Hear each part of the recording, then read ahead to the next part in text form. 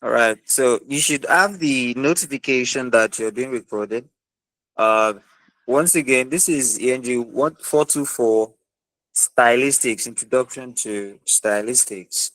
And as a way of introducing the course, what I would say first is that many people have looked up to this course as, very complicated, very technical. And I would say, yes, you're pretty much um you won't be wrong if you think it's technical and you approach it that way. No problem.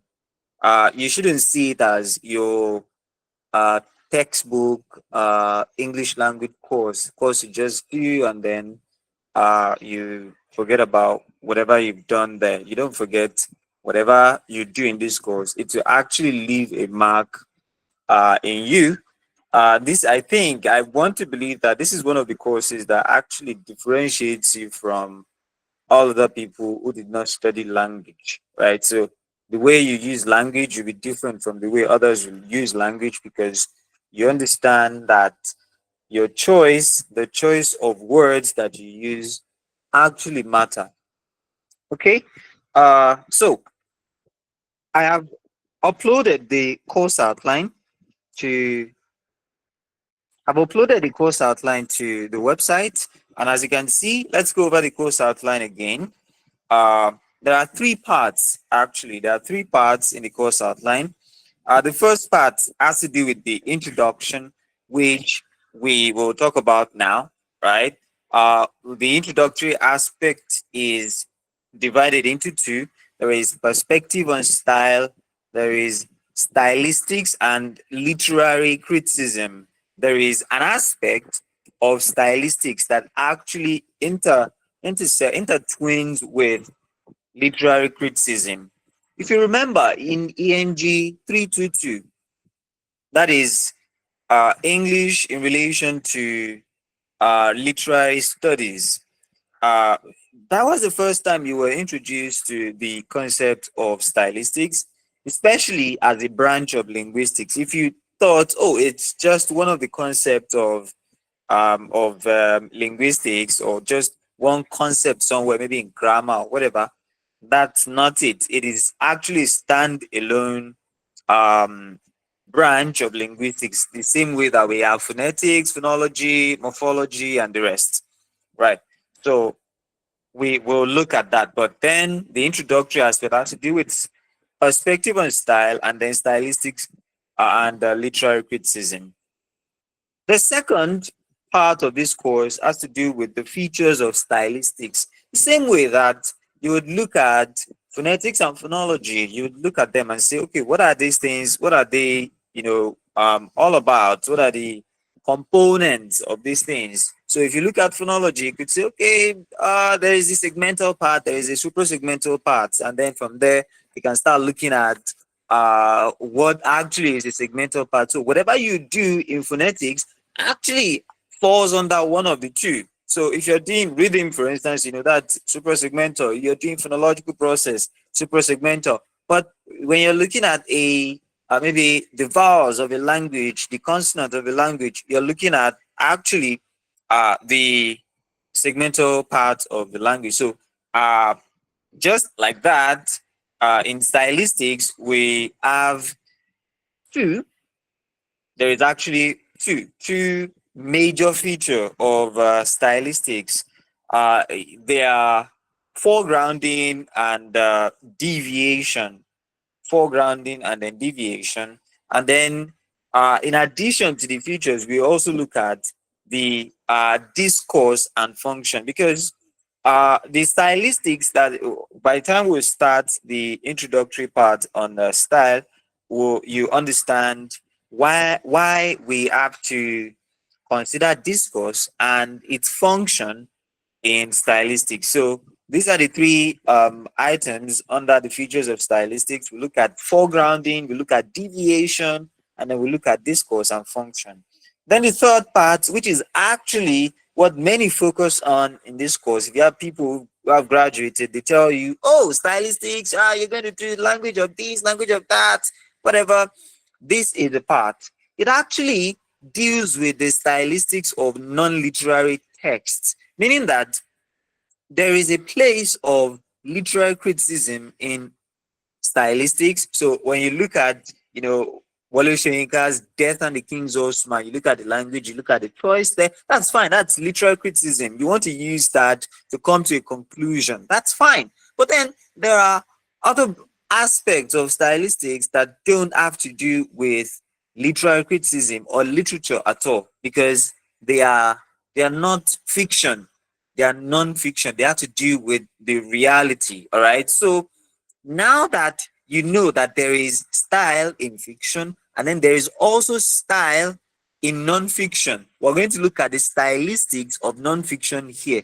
That's why it says non-literary texts. Remember that English in relation to literary studies actually focused, that I'm referring to ENG 323 now, it actually focused majorly on literary criticism, right? So you were told to, write a poem in class and analyze it. So that's majorly for literary criticism. And then now I expect that you'd be able to, pick up any literary text and then analyze it from the perspective of stylistics, right? If you pick um Lord Alfred Tennyson's Crossing the Bar, you should be able to see the parallelism where it says, when I put to sea, when I embark. And then you look at the structure and say, look, when I put to sea, when I embark, they're the same thing. They have the same component, they have the same structure, right? So there is parallelism in what this person is saying, right? So that is the literary aspect. But when we get to this part, we're going to leave all of those ones aside, and then we'll start looking at the language of different, different aspect of reality, whether it's in religion, politics, whether it's in journalism, or different things that make up society. So here we'll look at, it depends. You might not look at everything, right? But rest assured that you're going to look at least three of these. So we have language of religion, uh, language of religion, which has to do with the Pentecostals. If you're a Muslim and you're able to bring in your perspective on the Islamic, part, that would be great. That would be really great. So, but this will be with special reference to Pentecostal discourse, and then there is a language of the law. This you can't actually escape. You can't escape this. Rest assured that whatever it is that you're doing in this course, it will guarantee it will come out in the exam, right? So no lecturer teaches this course and says, "Oh, I'm not going to set anything on the language of the law." This is like one of the cornerstones that this course is built on. So the language of the law, otherwise known as legalese. Then there is the language of bureaucracy, which is officialese. Then there is a language of advertising. You get to see how, or some of the features or some of the techniques that advertisers use when they write copy, or when they, things that they do when they want to put things to radio, to screen, or even on a billboard poster or whatever. And then with that knowledge, you'd be able to, in the future, perhaps, you studied English. Oh, okay. Can you write something for us so that we use it to advertise? You're the one that all these things will fall back on. Then subconsciously, you should be able to remember what you've been taught as a language of advertising, so that you'd be able to use the features to your advantage. And then there are others like the language of journalism, and then scientific language, or scientific English, where people talk about, physics, where they talk about chemistry, engineering, even biology, anatomy, the medical world. They talk about all of these things using scientific English, right? So these are the three aspects of the course. Now, I have a piece of advice for everyone. I have a piece of advice for everyone. My piece of advice is that the course is bulky, and because the course is bulky, you shouldn't overlook one part for another. I've just told you that there are three parts here. I'm going to take a picture of the hard copy I have and then send it to the group chat for you guys to see. But I'm telling you that it will be your worst nightmare for you to overlook, one and then focus on two. That's a C. That's gunning for a C, right? You have to know everything. You have to focus on. You can focus on two and then still know a little bit about the third one, but you can't say, "Oh, I'm just going to do two and then leave the rest." You're going to get a C guaranteed. Uh, and depending, I heard the allocation of the course, and I know that that's going to be a very, very hard thing to do. All right. So my piece of advice is that you make sure that you treat the three aspects the same way. Treat them equally and the same way, right? When we talk on stylistics, style, please hold on a moment.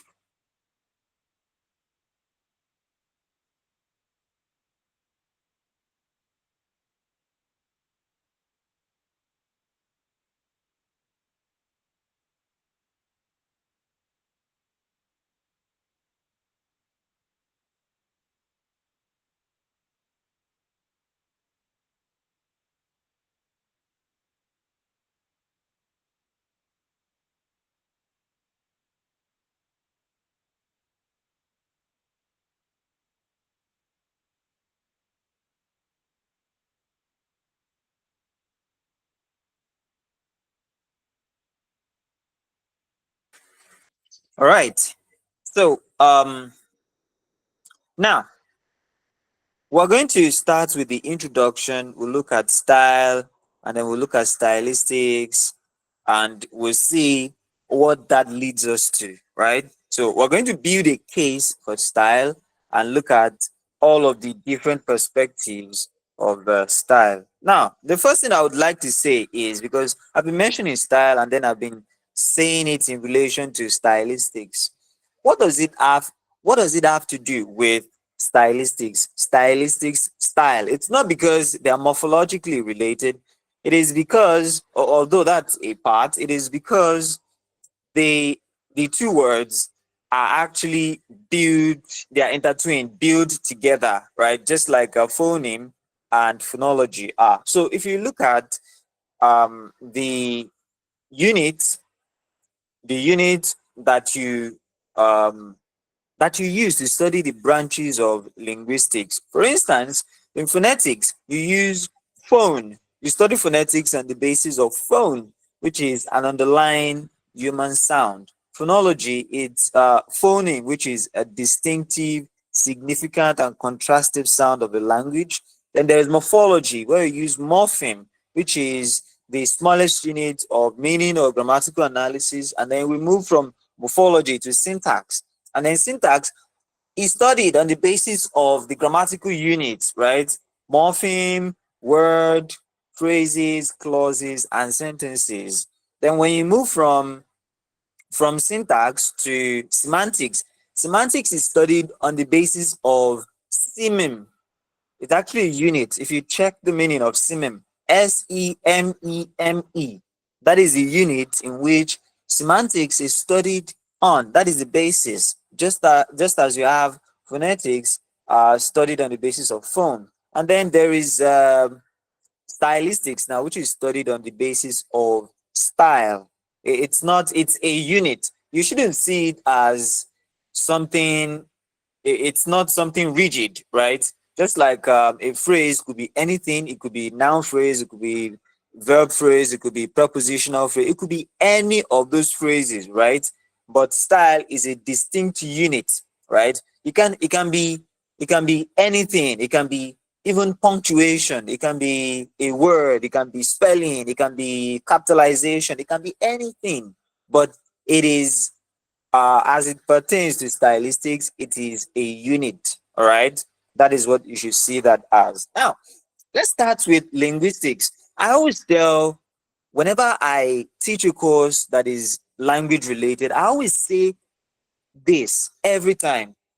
You should see your courses as intertwined, especially when they are, you know, when they are language courses. You should see them as intertwined in the sense that whatever you learn in grammar would actually come to bear, help you a lot when you're dealing with phonetics and phonology. Whatever you learn in morphology will help you in pragmatics or speech act, discourse analysis. They are the same thing, they work together, right?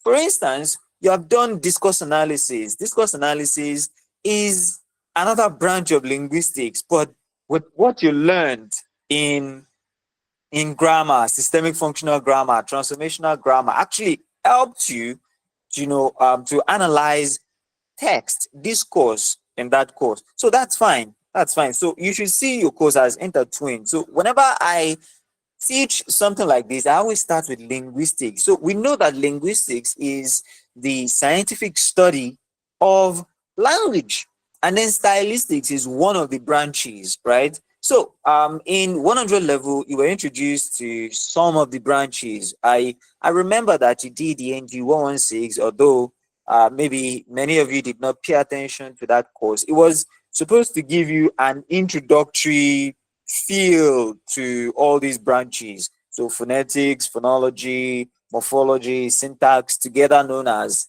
grammar, and then semantics, pragmatics, discourse, stylistics.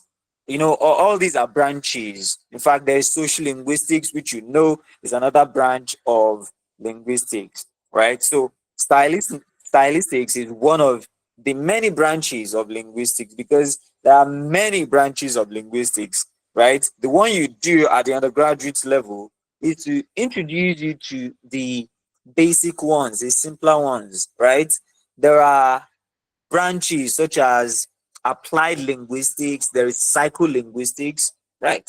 But you don't need to know anything about that. I, took elective that had to do with applied linguistics, and I was able to, see the difference between, the linguistics that we're doing that is theoretical, and the linguistics that is actually applied, practical, right? I had to go to court to be able to learn more about all these things. And of course, as we went on the field work, I was able to also use that as my experience to help me with stylistics. So it was more like I learned that thing, I stored it, and then when it was time for stylistics, I was able to apply it really well. So now, stylistics deals with the analysis it deals with the analysis and style used in any text, whether it is literary or non-literary. So it can be anything now. So we're not just concerned about what Wale Soyinka said somewhere. You may be concerned about what somebody actually said, what a lawyer said pertaining a particular piece of legislation. Um, you know, 2023, there was a massive argument. What is the meaning of and? Was that conjunction that everyone was analyzing? And is it and 25% in Abuja in the FCT? So they had to bring people together, do all those things, because that is what is meant to happen. That you're meant to analyze the style. Does this person mean this as inclusive or as exclusive, or as something mutually inclusive or mutually dependent, mutually independent? These are the things that you can deduce from analyzing the style. Now, stylistics is concerned with the evaluation and a description of the use of language in any given context in terms of its approach and effectiveness towards the realization of the functional purpose of communication. That's I'm reading from the notes. And now, I would also advise that you do this. As we're going to see later on, it will help you. In fact, that's what is required under the topic. You're meant to note the definition of style. That's one. Uh, the the people who propounded the definition or who proposed the definition, from which book, which year, what we know as scholarly definitions of style. So it's going to help you, especially when we start looking at a different perspective on style. Okay. Now, different scholars would define stylistics as different things, right? But these are the major perspectives of the definition on stylistics, the different perspectives. So, there are five perspectives, major perspectives on this. The first one is that style is seen as individual characteristic, as an individual characteristic or individual characteristics of something or of someone. And then, second, style is seen as period or a temporal thing, a period of time. We're going to look at what that means.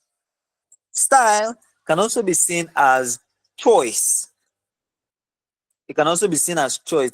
Why did you say, could you open the door, please? And someone who said, open the door. What is the difference, right? When someone says something, it's only my mom who could say that. What does that mean? It is because your mom has peculiar choices, unique choices that she makes when she says things.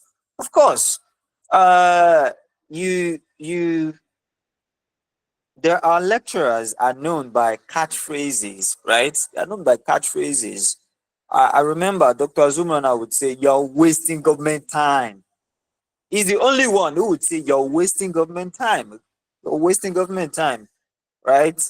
And then he has some catchphrases that he says, according to the French, he's the only one who would say that. That is because that is his choice. It is not because that phrase is only unique to him. Someone somewhere is saying the same thing, but in this context, he is the only one we know who uses those phrases.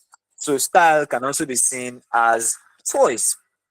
Fourth, style is seen as deviation from the norm. Instead of saying, I stand naked, the poet said, naked I stand, right? That is a peculiar style. So, deviation from the norm. And then, lastly, style is seen as relationship, the relationship between form and content. Form and content, right? Um, Extra ones, and that's an additional one. Style can be seen as situation. Style can be seen as situation. So whatever you find yourself, the way you people use language there, whether it's in school, at mosque, or whatever, this is what essentially in social linguistics we know as sociolect, right? You're on the bus, the language you use there will be different from when you're ride sharing with someone in an Uber, right? So now let's look at these different perspectives, right? These different perspectives. We're going to look at six now instead of five.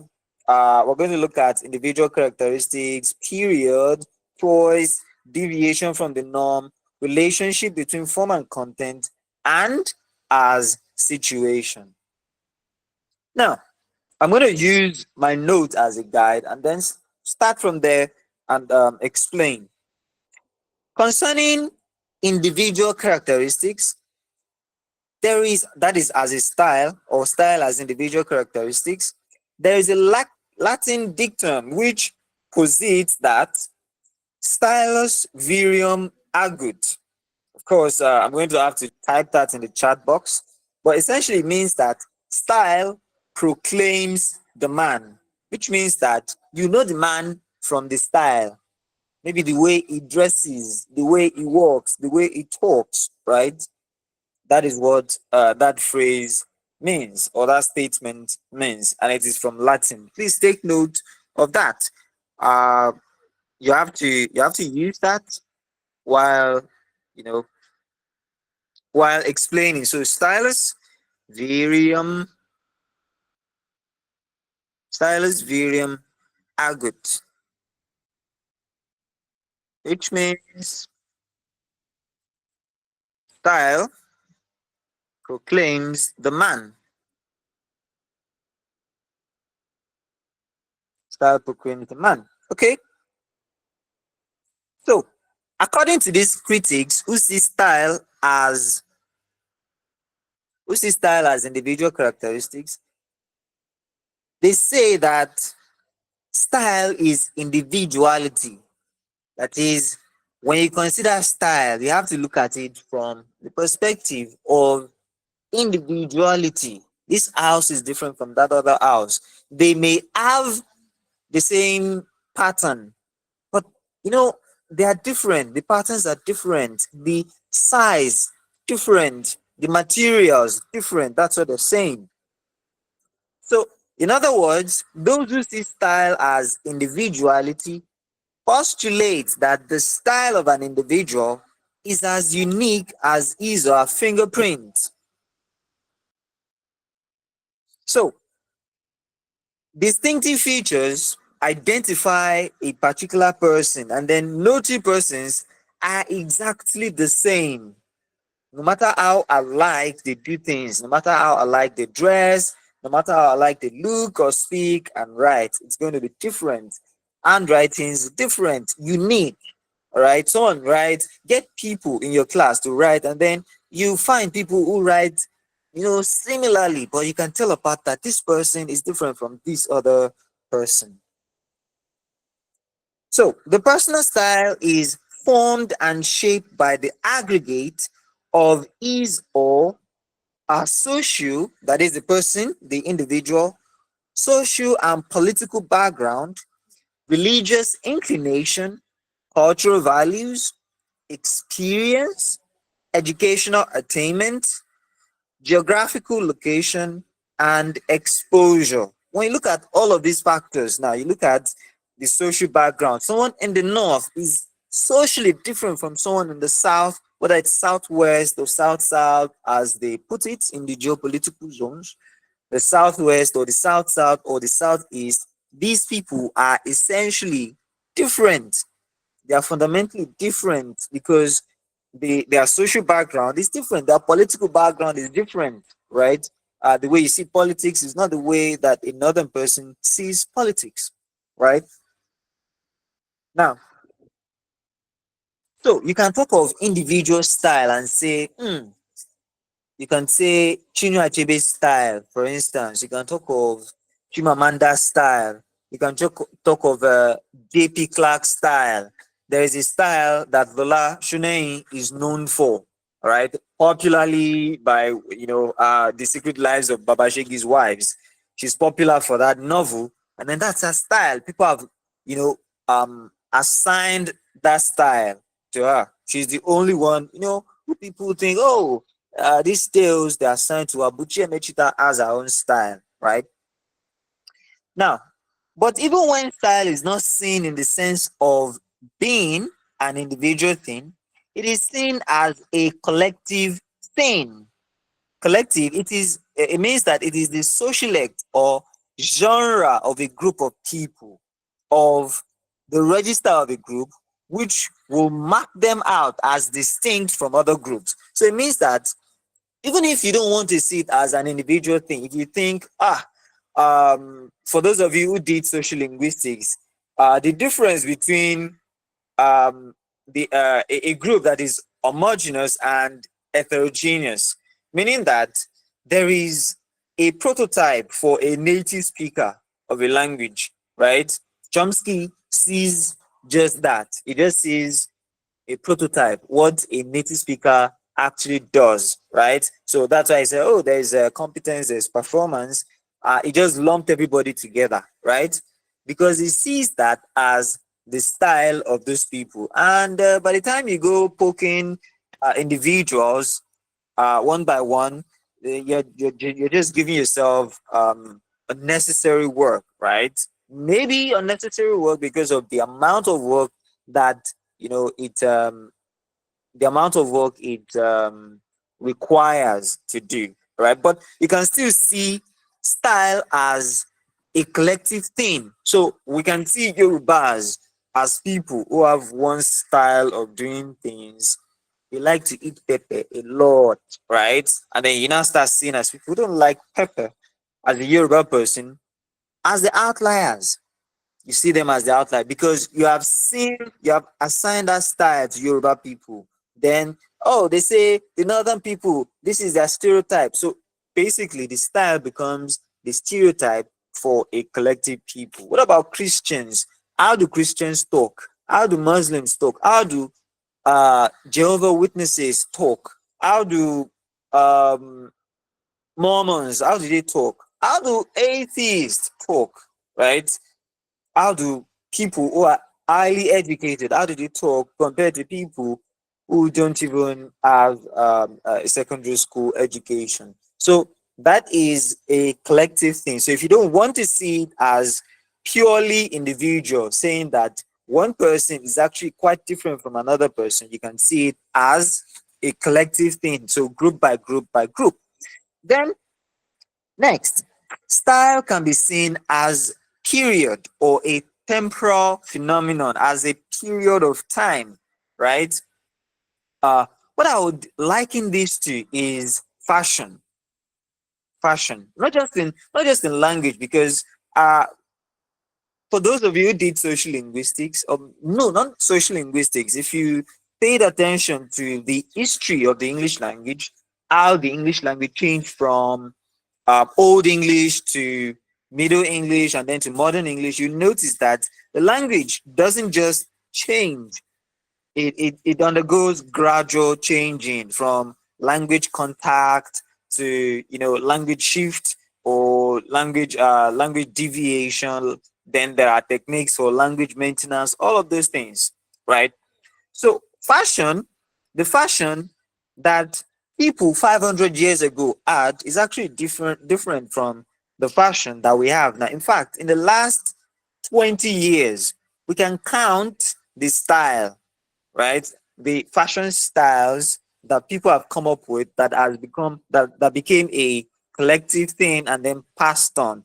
At a point, it was in vogue to wear skinny jeans, skinny trousers. That's the thing. So if you don't wear that, then we don't see you as fashionable as of that time. And then it moved again. Now I see secondary school students rocking their baggy trousers. And then 10 years ago, if you told someone, look, this thing in 10 years is going to go out of fashion, they may not believe you and say, really? That fast? No, it doesn't happen that fast. That is the style of that moment. The style of now is different. Same thing as the use of language. The use of language during Shakespeare's time is actually different from the use of language right now. The use of language during when Achebe started writing is actually different from the style of the use of language now in this decade. All right. So, uh, nothing lasts forever is a popular cliche. Not even style lasts forever. No matter how revolved a style is, people forget it with time and new ones take its place. For example, a literary form and concern of a particular period will be markedly different from those of another period. If you remember, let me jog your memory a little bit. I'm giving you points that you can use while discussing all these things.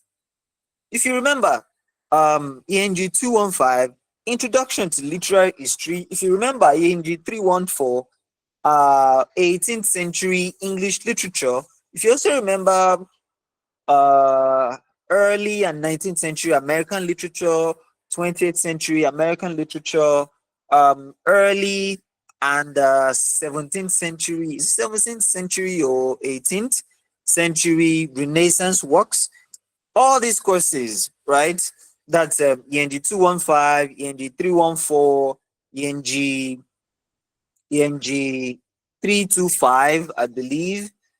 Yeah, these courses, they teach you something about the style of a period, right? So we remember that in the neoclassical period, the style the style of that time, neoclassical period, starting from 1660, which is the restoration period, when the monarchy was returned to the Stuart line. Of course, Charles the First was beheaded in 1649, and then there was Puritan interregnum until 1660, and then 1660, after the death of Oliver Cromwell, he died in 1658, and then by 1660, the monarchy went back to the Stuart line. As of that time, they started, having, style, a distinct style that uh, moved into the 18th century. And what was that particular style? That particular style is satire. Satire is, now, of course, people use satire, but we don't rely predominantly on satire. No, we don't. So the neoclassical period is actually known for the satire. That's the period that produced the Rape of the Lock. That's the period that produced the Vanity of Human Wishes. That's the period that produced the Country Wife, that produced the Way of the World. These texts that use satire as mainly their concern. That is a period you find them predominantly, right? So that is the style of that time. That is to be specific now, the literary style of that time. All right. Well, by the time you move away from there, you go to the Romantic period, for example. The Romantic period does not actually use any form of satire. It just uses idealism. That's when you have lyrical works like sonnets, like ballads, elegy, and then they are written with with particular emphasis on form, that is on style. The sonnet has 14 lines. If it's the Shakespearean sonnet, it has three quatrains, to one couplet, and then the rhyme scheme is actually fixed. It is written in iambic pentameter, and then it has a volta, right? So that is the particular style of that time when they were writing the sonnets, when they were, writing romantic poetry. Look at the passionate shepherd to his lover, the name's reply, an elegy written on a country churchyard. All these are lyrical poems because you can find the style there. You can find in the form the style of that time. The style of that time. Look at tragedy, for example. There is classical tragedy. Then you can also talk about Shakespearean tragedy. Of course, this style is different. The style of tragedy that is classical has the unities of time, the three unities of time, place, and action. By the time you get to Shakespearean tragedy, there is no unity again. Now you have subplots, and then you have what Alexander Pope refers to as machinery. If you look at the Rape of the Lock, it was talking about the additions that he made into the he published the Rape of the Lock in 1712. It had only two cantos. If you don't know what the canto is right now, then I pity your life. It had two cantos, and then by the time he would republish it in 1714, he added the machineries, meaning that he added the angels, the salamanders, the spirits, and the rest. He explained it in the notes to Arabella Femor, which is actually the Belinda of the poem. Now, at that time, at that neoclassical time, there's the machinery, but it wasn't that elaborate. No one had penned it down that, look, we're actually introducing machinery. Someone just recognized it that, look, This is what we're using now, right? At the classical period, there was nothing like machinery. It wasn't a thing as of that time. So all they had was that there was the intervention of the gods. So if you look at their epics, you'll find the intervention of the gods. There are gods there. So in Beowulf, God, there is the Christian God. If you read the Iliad, you find all these Greek gods. If you read their tragedies, there is the God. In fact, in Oedipus Rex, the major argument that came from there was that is destiny, something that has been determined by the gods, or something that you have control over, right? Since the god had said that this man now will kill his father and marry his mother, does his choice count? That is the style of that time. But now, when it comes to the Shakespearean period, they have machineries, meaning that the machineries are involved. Sometimes they direct people, they guide people. Sometimes they don't seal people's fate. They don't seal it. By the time you come to African tragedy, for example, that is when you now see the concept of death as not something that is tragic. There are some deaths that are not tragic, but some deaths are tragic. For instance, the king's horseman is meant to die so that there is balance in that society. Because he refused to die, then there is tragedy. That is the style of that time. That is the style of that period, right? I was on Twitter this morning when someone was vehemently arguing that, look, if I have a child that I know is going to be, you know, useless to himself or herself as a child, we know this child cannot see, cannot hear, cannot talk, cannot do anything for himself or herself. He will just say, look, euthanize that child. And then people were saying, oh, really? You want to kill a child? You want to do this? You want to do that? Really? This is the period where we can consider, oh, okay, tragedy. Is it that someone dies, or how do we calculate it, right? That is the style of this period, right? So when we say style as period, we refer to the things, the use of language, the use of, if you look at literary text, the use of literary devices of that time. That is style. So let's continue. um Now, however, the style of any given time or period is the recognizable predominant style of the time or period.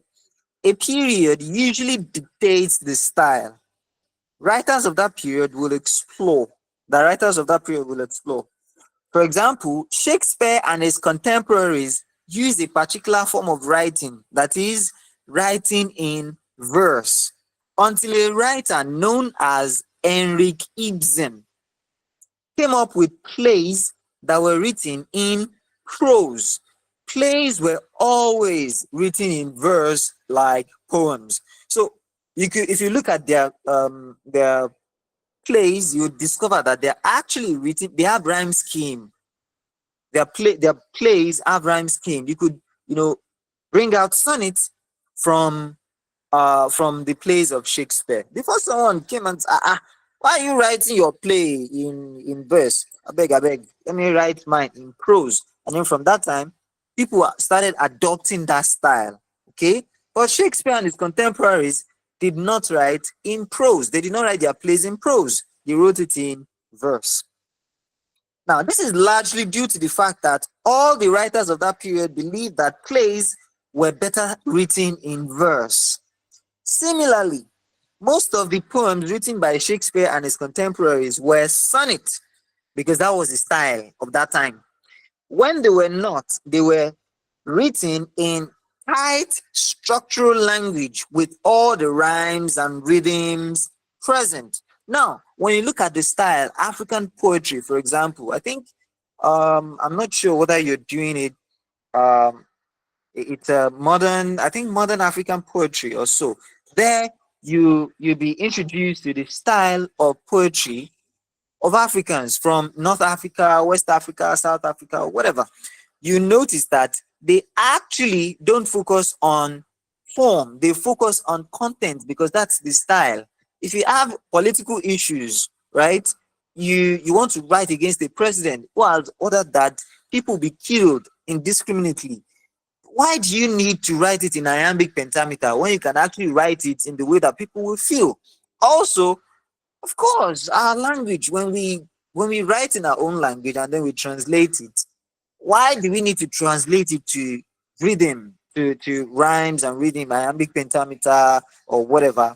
Why not just translate what it says and then move on with it? So these are the styles of that time. Now, by contrast, in the poems of today, a poet can do just about anything with a poem. He can use whatever style he or she wishes to use, and use whatever language, and use whatever literary device. Now, I've said things about different periods, about the neoclassical period. You can look at other periods too, like the Victorian period, Elizabethan period, Renaissance period, like that. Now, lastly, we're going to look at style as choice, because we're not going to finish this now. I'm giving you the talking points for the other two. Now, we're going to see style as choice. Now, from this perspective, every language has a system of possibilities. If you notice that we have what is known as phonotactics, meaning that it is the combinatory possibility. So if you look at the phonotactics of the English syllable, it will tell you you can't have more than three sounds in the onset position, and then not more than four sounds in the coda position. That is the phonotactics of the English syllable. So same thing with grammar. There are combinatory possibilities. There are morphological phonotactics. There is a syntactic phonotactics also. So this makes it possible for the language user to select from these possibilities, right? There are synonyms, there are antonyms that people can use. There are homophones, there are homonyms, homographs that people can actually use. So choice, according to this perspective, refers to the conscious selection of the set of linguistic features from all the possibilities in a language at the lexical level and at the syntactic level. The writer or speaker can use whatever words you know he or she thinks is appropriate for their purpose. I can use whatever syntactic arrangement, whether it's naked I stand or I stand naked. Nobody cares. That's your choice, right? So far it's standard English. So far it meets the context, right? So far it meets the context. So if you're writing standard English in an exam, you know that of course there are limitations. You can't have sentence fragments, you can't have comma splices, you can't do run-on sentences, right? But outside of that environment, if you choose to use run-on sentences as some people use in their novels, no one will kill you. That is your style as a writer. Now, there are these authors, Traugott and Pratt. I'll put it in the chat box. Traugott and Pratt, in their book entitled Linguistics for Students of Literature, they say that one way is to say that style is just from the tendency of the speaker or writer to consistently choose certain structures over others available in a language, right? Meaning that there is a tendency that they consistently choose one possibility over all other possibilities, right? So I'll put the reference in the chat box. Leach and Short also in their book Style in Fiction. I think this was recommended for ENG 322 also. Style in Fiction. They also say that stylistic choice is limited to the aspect of linguistic choice which concerns alternative ways of rendering the same subject. alternative ways of rendering the same subject. So, for instance, if you say, "Oh, someone has died," you could also say that that person has kicked the bucket. So you could decide whether to, go direct or to use euphemism. I was watching a series, The Rookie, was about police officers in Los Angeles, that is in California, America. Someone had died, and then there was a rookie, right? A rookie police officer, meaning that was new on the job, less than 1 year on the job. Um, and the training officer was saying, "Look, if you're going to talk to this person that their relative has died, you have to be direct. You don't have to say someone has passed on, someone we lost her. You lost her to where? To a soccer way, or to what? You lost her to COVID or what? You have to be direct in what you're saying, right? So it means that as a police officer, the style they use is to be direct. There is no room for ambiguities. You have to be direct in what you're saying. That's the meaning.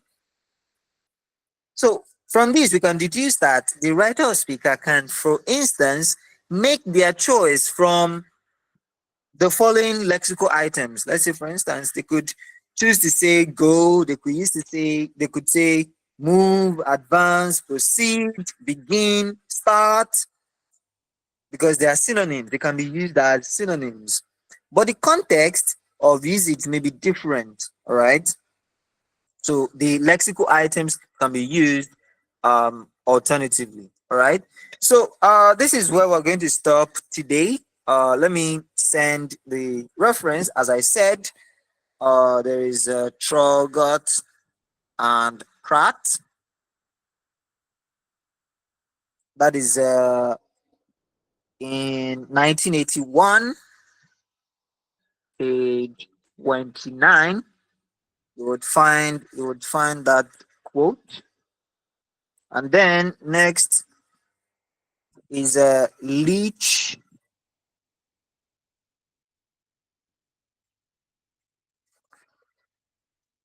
Okay, maybe that's not 1981. I think it's Leach and Short that is 1981. Please confirm. 1981. Okay, so um, next class we're going to look at the other perspectives on style. We're going to look at deviation from the norm. We're going to look at relationship between form and content, and then we'll look at style as situation. All right. Don't want to.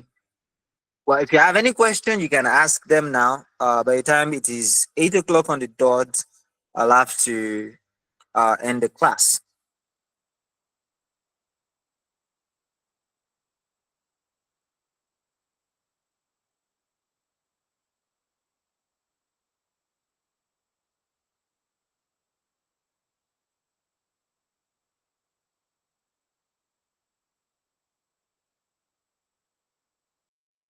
All right. Thank you very much, everyone. Have a good night's rest.